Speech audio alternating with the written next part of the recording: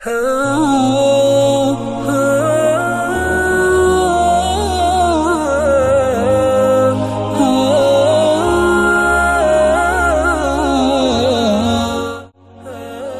اسلام اور تاریخ ہندوستان سے تھوڑی بہت بھی واقفیت رکھنے والوں نے محمد بن قاسم کا نام تو یقیناً سنا ہوگا اور ان کی وجہ شہرت بھی جانتے ہوں گے، یعنی سندھ کو فتح کرنا۔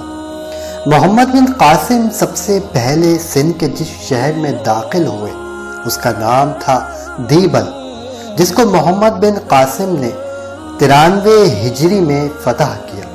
شہر دیبل اس وقت سندھ کی اہم بندرگاہ تھی۔ ہماری ویڈیو کا موضوع یہی شہر دیبل ہے۔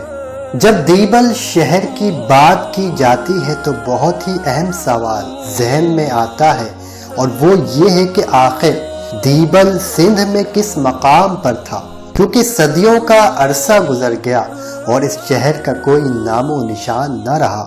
کیا ٹھٹا شہر دیبل تھا؟ کیا پھر کراچی کو دیبل کہا جاتا تھا؟ کیا منوڑا دراصل دیبل تھا؟ اور کیا پھر بھمبور حقیقت میں دیبل شہر کہلاتا تھا، یا پھر دھابی جی دیبل کہلاتا تھا، یا پھر دیبل کسی اور ہی مقام میں تھا؟ ان تمام سوالات کے جوابات ہی آپ اس ویڈیو میں جان سکیں گے، لہذا دیبل شہر کی تحقیق پر مبنی اس دلچسپ ویڈیو کو شروع سے آخر تک ضرور دیکھیے۔ دیبل شہر کی تحقیق سے پہلے اگر سندھ اور اس شہر دیبل پر محمد بن قاسم کے حملے کی مختصر وجوہات اور اسباب بھی جان لیں تو بہتر ہوگا۔ سندھ پر محمد بن قاسم کے حملے کی وجوہات میں سے ایک اہم وجہ یہ واقعہ بیان کیا جاتا ہے کہ کچھ مسلمان سوداگر جزیرہ سرندیپ یا سری لنکا میں بحالت سفر فوت ہو گئے تھے۔ ان کے یتیم بچے اور بیوہ عورتیں جو اس جزیرے میں رہ گئی تھی، ان کو سرندیپ کے راجہ نے حجاج بن یوسف ثقفی اور خلیفہ ولید بن عبد الملک کی عنایت و مہربانی اپنی طرف مبذول کرانے کے لیے بہترین ذریعہ سمجھا۔ سرندیپ یا سری لنکا کا راجہ مسلمانوں کی فتوحات کا حال سن کر پہلے ہی مسلمانوں سے مرعوب اور اپنی نیاز مندی کے اظہار کی غرض سے کسی ذریعے و حیلے کا متلاشی تھا۔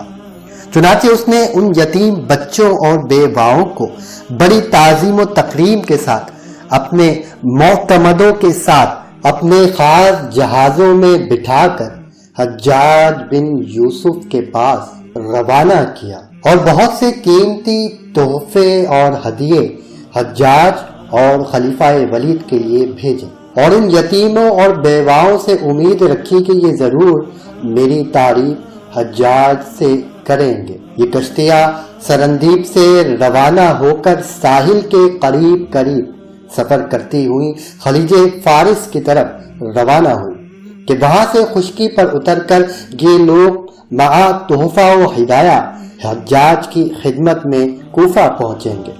راستے میں باد مخالف کے طوفان نے ان کشتیوں کو سندھ کے بندرگاہ دیبل میں لا ڈالا۔ یہاں سندھ کے راجہ داہر کے سپاہیوں نے ان کشتیوں کو لوٹ لیا اور سواروں کو قید کر لیا۔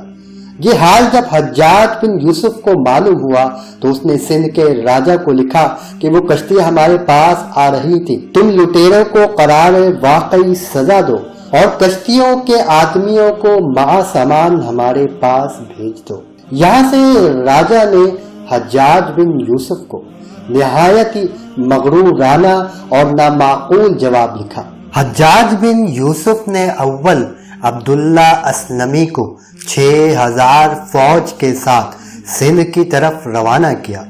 عبداللہ سندھ میں پہنچ کر راجہ داہر کی فوج کا مقابلہ کرتا ہوا مارا گیا اور یہ مہم ناکام رہی۔ دوسری مرتبہ حجاج بن یوسف نے بدیل نامی سردار کو مامور کیا کہ وہ بھی 6000 فوج لے کر دیبل تک پہنچ گیا، مگر وہ بھی راجہ کے مقابلے میں لڑتا ہوا گھوڑے سے گر کر شہید ہو گیا۔ یہ خبر سن کر حجاج بن یوسف کو اور بھی زیادہ ملال ہوا۔ تیسری مرتبہ اس نے محمد بن قاسم کو، جو کہ حجاج بن یوسف کا داماد بھی تھا اور صرف 17 سال کی عمر کا نوجوان تھا، 6000 شامی فوج کے ساتھ سندھ کی طرف روانہ کیا۔ محمد بن قاسم رحمت اللہ تعالی علیہ کے ساتھ اس مرتبہ شامی سپاہی اس لیے بھیجے گئے کہ حجاج کو اس بات کا شبہ تھا کہ عراقی اور ایرانی سپاہی سندھیوں سے ساز باز رکھتے ہیں۔ محمد بن قاسم رحمت اللہ تعالی علیہ نے اول صوبہ مکران کو، جس پر سندھیوں نے قبضہ کر رکھا تھا، فتح کر کے سندھیوں کو بھگایا، پھر دیبل پر آیا اور بالآخر دیبل کو فتح کیا۔ پھر اس کے بعد نیرون اور برہمن آباد کی طرف بڑھا۔ راجہ داہر کے پاس نہ صرف ایرانی لوگ ہی پناہ گزین تھے بلکہ بہت سے عرب لوگ بھی جو خلیفہ وقت یا عمال خلافت سے باغی ہو کر بھاگے تھے، سندھ میں راجہ داہر کے پاس پناہ گزین تھے، اس لیے بھی سندھ پر حملہ کرنا ناگزیر تھا۔ راجہ داہر نے مقابلہ کیا اور بالآخر وہ مارا گیا۔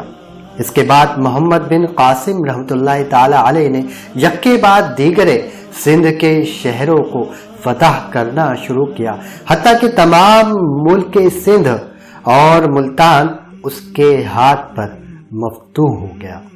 یہ مختصر اسباب تھے محمد بن قاسم کے سندھ پر حملہ کرنے کے۔ ناظرین، اگر آپ چاہتے ہیں کہ ہم محمد بن قاسم اور ان کے سندھ پر حملہ کرنے کی مکمل تفصیلات پر مبنی ویڈیو بنائیں تو ہمیں نیچے کمنٹس میں لکھیے۔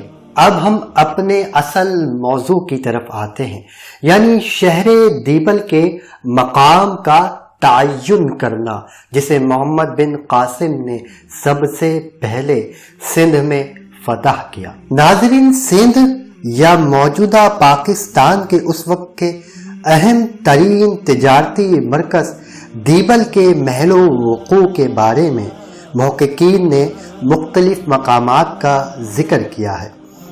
بعض محققین کا خیال ہے کہ دیبل موجودہ ٹھٹا کی جگہ آباد تھا، جیسا کہ سید سلیمان ندوی نے تصریح فرمائی ہے۔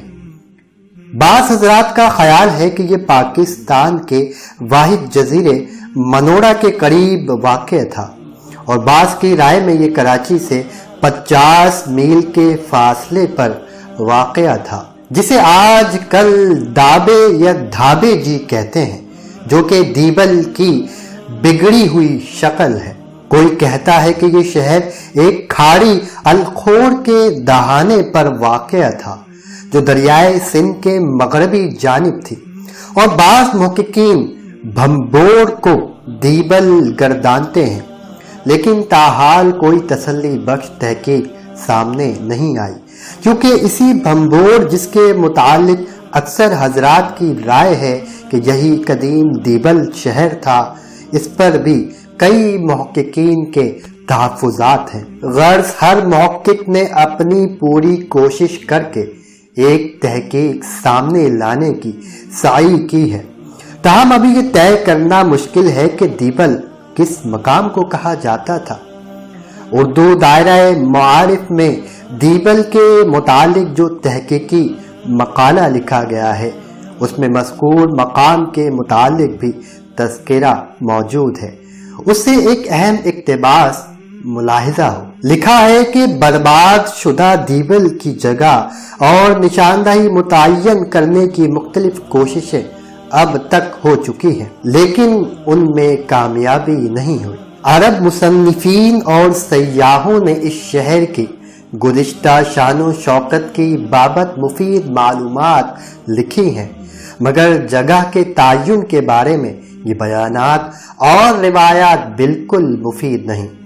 محکمہ آثار قدیمہ پاکستان نے اس جگہ پہلی بار 1958 میں بڑے پیمانے پر کھدائی کی، جہاں ایک اور شہر بھمبور واقع تھا، اور جسے بعض علماء نے فرض کر لیا تھا کہ اصل میں شہر دیبل بھی یہی تھا۔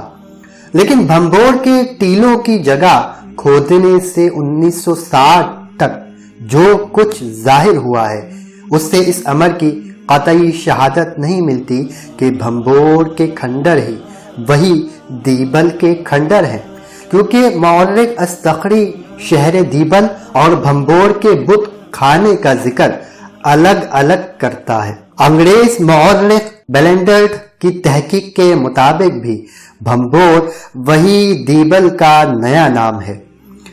سائکس کی تحقیق کے مطابق بھمبور کو آج کل پنج گوڑ کہتے ہیں۔ مولانا مفتی محمد شفیع دیبل کے محل و وقوع کے بارے میں فرماتے ہیں، بعض حضرات کا کہنا ہے کہ کراچی کی بندرگاہ کماڑی سے کچھ فاصلے پر جزیرہ منوڑا کے پہاڑ کے اوپر جو بہت پرانا قلعہ ہے، دراصل وہی دیبل تھا۔ محمد بن قاسم رحمۃ اللہ تعالی علیہ نے منجیق کے گولے سے جو مینار گرایا تھا وہ اسی قلعے کا مینار تھا۔ بعض حضرات نے ٹھٹھا شہر کو دیبل قرار دیا ہے۔ ایک اور مورخ کے بیان کے مطابق دیبل وہ مقام ہے جو کراچی کے شمال مشرق میں تقریباً 50 میل کے فاصلے پر آج ڈابے جی کے نام سے مشہور ہے، اور اسی نام کا ریلوے اسٹیشن بھی یہاں ہے۔ اسٹیشن سے چند فرلانگ دور ساحل سمندر پر ایک پرانے قلعے کے نشان ملے ہیں۔ پورا قلعہ مٹی کی تہہ میں دبا ہوا برآمد ہوا ہے۔ کھدائی کے دوران وہاں کچھ قبریں بھی پائی گئی ہیں جن میں مردوں کے ڈھانچے صحیح سالم موجود ہیں، جن کو محکمہ آثار قدیمہ نے محفوظ کر لیا ہے۔ ان ڈھانچوں سے معلوم ہوتا ہے کہ وہ مسلمان شہداء ہیں جنہوں نے دیبل کی فتح کے موقع پر جام شہادت نوش کیا تھا۔ بعض لاشوں میں تیر پیوست تھے، تیر کا حصہ بھی اسی طرح محفوظ ہے۔ اس قلعے کے نیچے سندھ کی قدیم صنعت رنگ سازی کے ایک بڑے کارخانے کے نشان بھی برآمد ہوئے ہیں۔ ممکن ہے کہ مرور زمانہ سے اس کا نام دیبل جی سے بدل کر دابے جی ہو گیا ہو۔ بڑے صغیر میں اسلام کے اولین نقوش کے مؤلف محمد اسحاق بھٹی نے مفتی صاحب کی اس تحقیق کو درست لکھا ہے۔ بعض مورخین کی رائے میں موجودہ ٹھٹھا قدیم دیبل کی نئی صورت ہے، جیسا کہ تاریخ معصومی کے مصنف میر محمد معصوم بکری نے ٹھٹھا کے متعلق لکھا ہے کہ یہیں پر دیبل واقع تھا۔ محمد قاسم فرشتہ جو مشہور مورخ ہیں نے اپنی مشہور زمانہ تاریخ فرشتہ میں بھی یہی لکھا ہے کہ شہر دیبل اس جگہ آباد تھا جہاں آج کل ٹھٹھا ہے۔ مغل دربار کے شاہی لکھاری ابو الفضل نے آئین اکبری میں بھی دیبل کو ٹھٹھا ہی لکھا ہے۔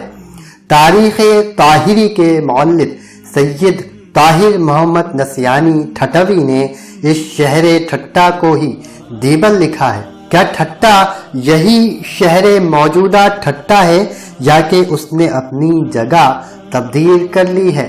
اس بارے میں تحقیق تشنہ لب ہے۔ مولانا فیض محمد خضداری، محقق ڈاکٹر فصیح الدین اور دیگر کئی اہل علم حضرات کا یہی خیال ہے کہ شہر ٹھٹھا ہی دیبل ہے، لیکن سرزمین سندھ کے عظیم اور نامور محقق ڈاکٹر نبی بخش بلوچ اس کی تردید کرتے ہوئے فرماتے ہیں کہ دیبل بندرگاہ شہر ٹھٹھا سے بالکل مختلف تھا۔ اگر شہر ٹھٹھا دیبل نہیں تو پھر سوال یہ ہے کہ کون سی جگہ شہر یا مقام دیبل ہے؟ اس سوال کا جواب بھی ڈاکٹر نبی بخش بلوچ سے ہی پوچھ لیتے ہیں۔ جواب میں ان کا اس موضوع پر ایک تحقیقی مقالہ پیش کرتے ہیں کہ جو 1951 میں انہوں نے کراچی کی مجلس علمیہ کے ایک اجلاس میں پڑھا تھا۔ کہتے ہیں کہ سندھ کی مشہور علمی شخصیت ڈاکٹر داؤد پوتا بھی اس وقت موجود تھے۔ بعد میں یہی مقالہ حیدرآباد دکن سے اسلامک کلچر میں جولائی 1952 کو شائع ہوا۔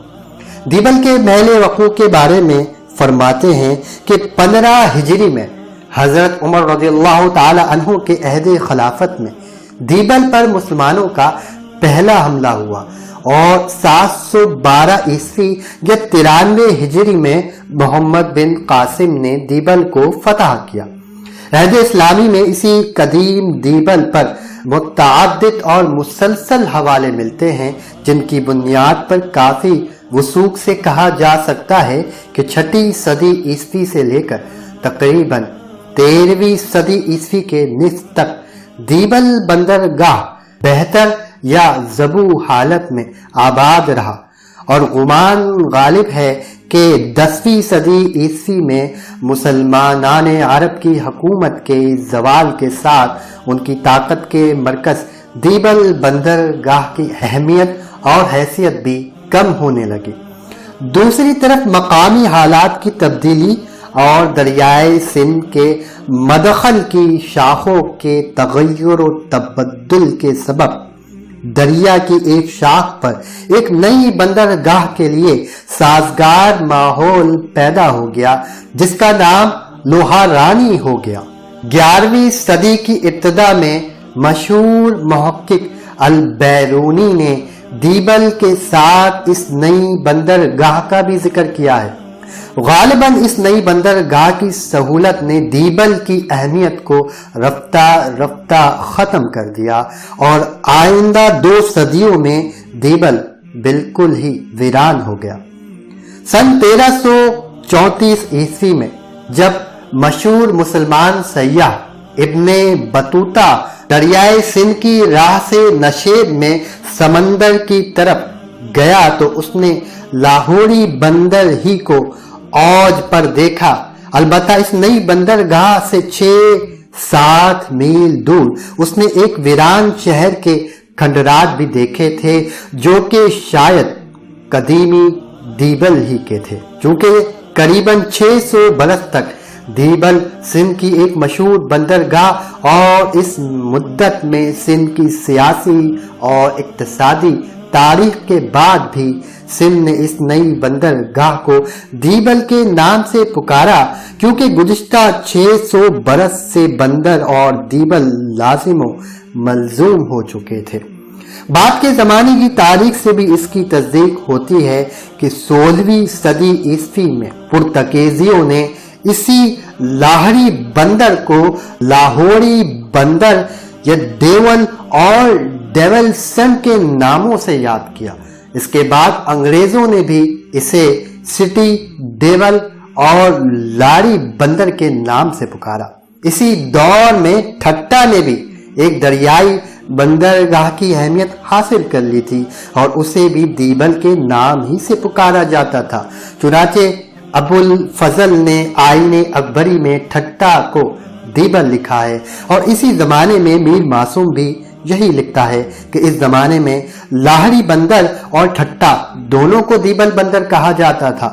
چونکہ زمانہ قدیم سے لاہڑی بندر کا نام دیبل پڑ چکا تھا، اسی وجہ سے بعد کے مورخ میر علی شیر خانے نے لاہڑی بندر کو پرانا دیبل سمجھا۔ مذکورہ توضیح اور وضاحت سے یہ واضح ہو گیا کہ اصل دیبل جسے کہ محمد بن قاسم نے فتح کیا وہ انقلاب زمانے کے ہاتھوں برباد ہو گیا تھا، لیکن یادگار کے طور پر اس کا نام چلتا رہا۔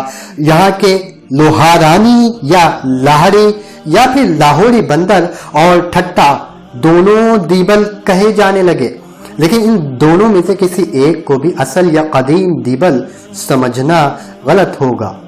محقق البیرونی جس نے سب سے پہلے لاہوری بندر کا ذکر کیا ہے، اس نے صاف طور پر یہ لکھا ہے کہ دیبل ایک ساحل بندرگاہ تھا اور لاہڑی اس سے علیحدہ مشرق کی طرف دریائے سندھ کی ایک شاخ کا بندرگاہ تھا۔ اور رہی بات ٹھٹا کی تو اس کی بنیاد ہی بعد میں سومروں کے دور کے اواخر اور سموں کے دور کے اوائل میں تقریباً 1333 عیسوی سے 1337 عیسوی میں پڑی۔ اس لیے ٹھٹا کو قدیم دیبل تعبیر کرنا بھی غلط ہے۔ ایلیٹ کراچی کو دیبل قرار دیتا ہے، جو کہ صحیح نہیں ہے، کیونکہ 1725 عیسوی سے پہلے کراچی کا تو وجود ہی نہیں تھا، اور بندرگاہ کی حیثیت سے کراچی پہلے 1729 میں استعمال ہوا۔ میجر راولٹی عرب مورخین اور جغرافیہ دانوں کے حوالوں کو نظر انداز کرتے ہوئے صرف کیپٹن نیو پورٹ کے بیان کی بنیاد پر پیر پیٹھا کو دیبل قرار دیتا ہے۔ ہر چند کے ایلیٹ اور ہیگ نے دیبل کو متعین کرنے کے لیے اپنے دلائل کا مدار عرب مورخین کے دیے ہوئے فیصلوں پر رکھا ہے، لیکن اس کے باوجود ایلیٹ کراچی کو دیبل قرار دیتا ہے، اور مسٹر ہیگ نے کراچی سے تقریباً 50 میل جنوب مشرق کی طرف ککر بکیرا یا بیگ چھگیوں کو ٹھٹا سے تقریباً 20 میل جنوب مغرب کی طرف واقع کھنڈرات کو دیبل قرار دیا ہے۔ بہرحال مصنف استخری، مسعودی اور ابن ہوکل کے چشمدید بیانات سے بالآخر مندرجہ ذیل چیزیں ضرور معلوم ہو جاتی ہیں۔ دیبل مہران یا اس کی کسی شاخ کے کنارے پر نہ تھا، دیبل مہران کے مدخل سے کافی فاصلے پر مغرب کی طرف تھا، اور دیبل بحری ساحل کا سمندر تھا۔ چونکہ عربی دور میں بھگیاڑ نالا مہران کی ایک شاخ کی حیثیت سے موجود تھا، اس لیے دیبل کی تلاش بھگیاڑ کے قدیم پیٹے سے مغرب کی جانب ساحل سمندر پر کرنی چاہیے۔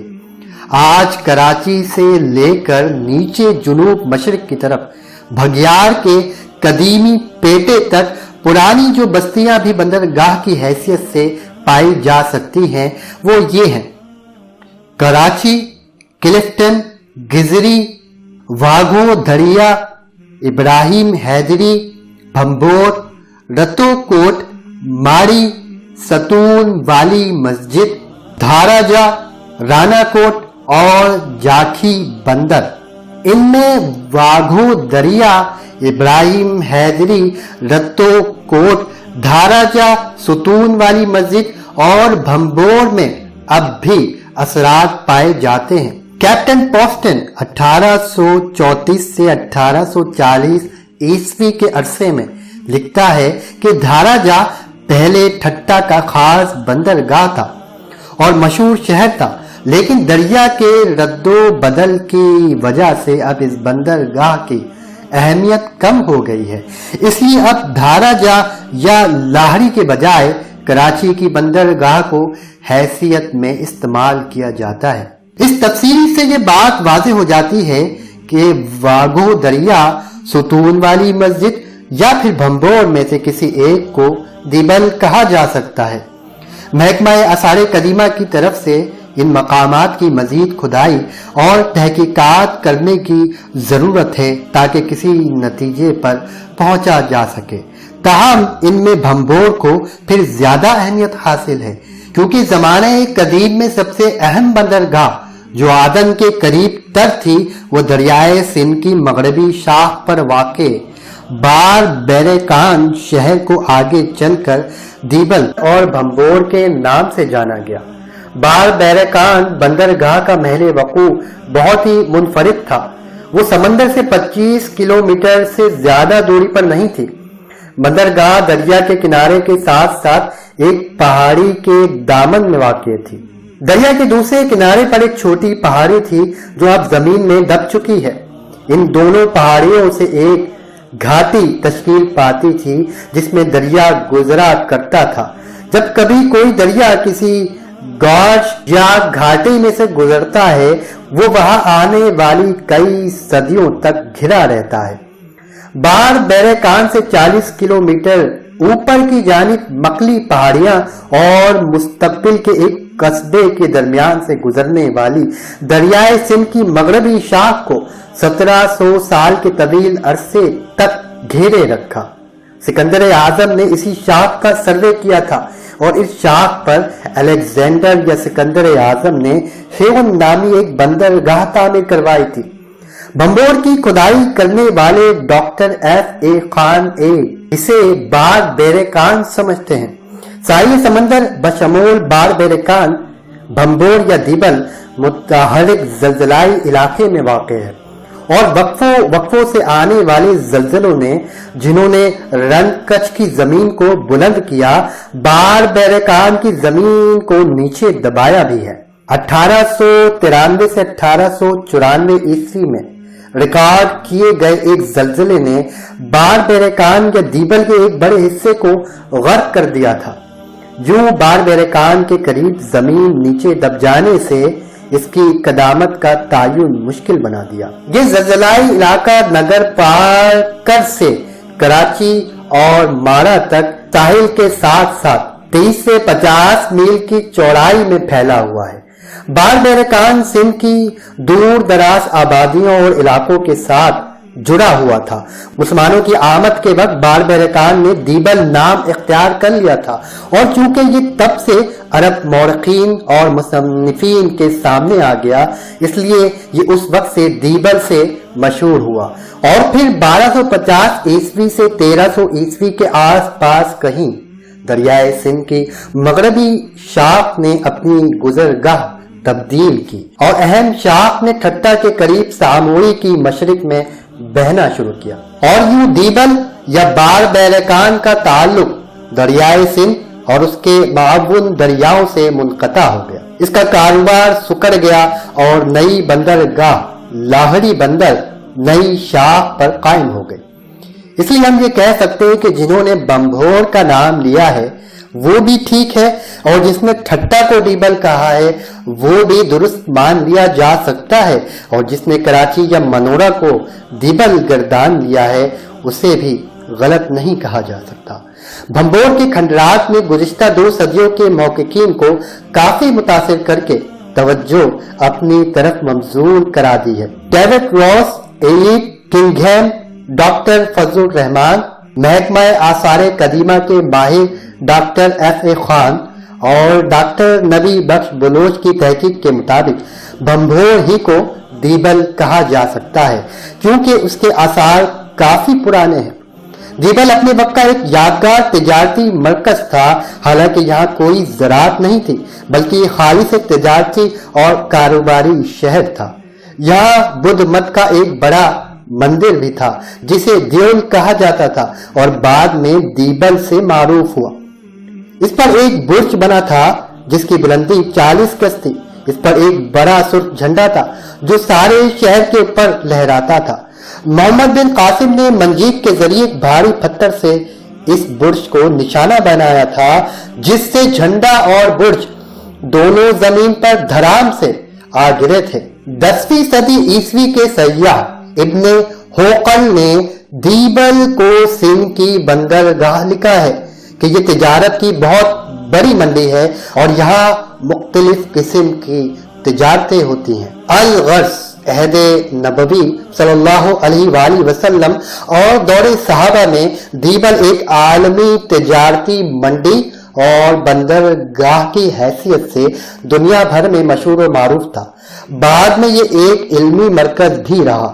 یہاں پر مید قوم آباد تھی جس کی تفصیل قاضی اطہر مبارک پوری نے اپنی عربی کتاب رجال السنت والہند میں لکھی ہے۔ اب سوال یہ ہے کہ اس قدر تاریخی، علمی، کاروباری اور تجارتی مرکزی شہر کیسے صفحہ ہستی سے یوں مٹ گیا کہ آج باوجود ہزار سعی کے اس کا نام و نشان تک معلوم نہیں کیا جا سکتا۔ محض اندازے یا واقعات اور احتمالات پر شاید ممکن ہے اور ہو سکتا ہے کہ الفاظ سے مختلف مقامات کا تعین کیا جا رہا ہے۔ وہ کیا وجہ تھی اور کیا اسباب تھے کہ ایک تاریخی شہر تاریخ سے یوں اوجھل ہو گیا اور غائب ہو گیا کہ تاریخ کو بھی پتہ نہ چلا۔ اردو دائرہ معارف میں لکھا ہے کہ دیبل جیسے شہر کا بالآخر بالکل غائب ہو جانا، جو اس قدر وسعت اور آبادی رکھتا تھا اور اتنے عرصے تک دنیا میں موجود رہا، یہ وہ مسائل ہیں جن کا کوئی خاطر خواہ حل اس وقت تک دستیاب نہیں ہو سکا اور تمام کوششیں ناکام رہی ہیں۔ اللہ تعالیٰ کی ذات کے علاوہ کس کو کیا خبر؟ تاہم خیال یہ ہے کہ چونکہ یہ ایک زلزلائی علاقہ تھا، جیسا کہ یہاں کئی بار پہلے بھی زلزلے آ چکے تھے اور پھر مسلمانوں کی آمد کے بعد بھی 280 ہجری یعنی 893 عیسوی میں ایک ہولناک زلزلے نے اس شہر کے بڑے حصے کو تباہ کر دیا تھا، جس میں 30,000 لوگ لقمہ اجل بن گئے تھے۔ لیکن یہ شہر دوبارہ آباد ہو گیا تھا، کیونکہ جب 1221 عیسوی یا 613 ہجری میں جب جلال الدین خوارزم شاہ نے تاتاریوں سے بھاگ کر اس شہر پر قبضہ کر لیا تھا تو اس نے یہاں ایک مسجد بنائی تھی۔ پھر 1239 عیسوی میں رضی الدین حسن بن محمد الصغانی بھی یہاں آیا تھا، اور اس کے بعد تاریخ نے دیبل کے بارے میں مکمل چپ سادھ لی۔ لہذا عین ممکن ہے کہ اس کے بعد یا تو ایسا ہولناک زلزلہ آیا ہو جس سے پورا شہر مکمل تباہ ہو گیا، اور یا پھر سونامی نے اس شہر کو صفائے ہستی سے مٹا دیا، اور یا پھر اللہ نے کسی عذاب کے ذریعے رات کے کسی پہر یا دوپہر کے وقت انہیں ہلاک کیا۔ بہرحال ان تمام دلچسپ تفصیلات کے ساتھ بالآخر ہم یہی کہیں گے کہ حقیقت اللہ ہی جانتا ہے۔ روشنی روشنی تاریخ کی روشنی، روشنی روشنی تاریخ کی روشنی، تاریخ کی روشنی۔